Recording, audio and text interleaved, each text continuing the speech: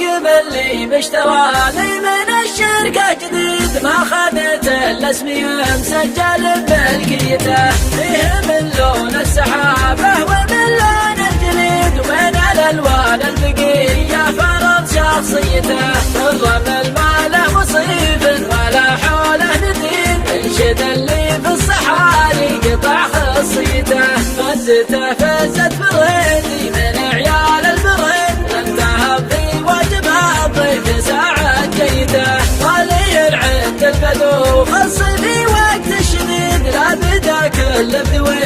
يسوق رعيته، وشوفه يبان بجاهل في رعي بديد، يدفع الشاعر للابداع في قافيته، والديار لراعي لكنه عنيد، لا نوى بالطيب ما عاد غير نيته، لو قرا اللي وسط صدري ترى شبحي بعيد، والله مطمع في ابن عمي ولا ماليته، شاعر ما الله خلق نيته تاجر في القصيد، وكل شاعر له اسلوبه ولحن نيته، لو عرضت ابيات شعري لملك الرصيد، كان قالوا الناس يا حظه بقيته، جعل ما تعسر وجعلك ذخر يا ابو سعيد، والسنا في ذي فعوله وذي باريته، والله ما ابغي الا سلامتك يا الحر العديد، صاحبك من عقب ما تذكرني بيته، انت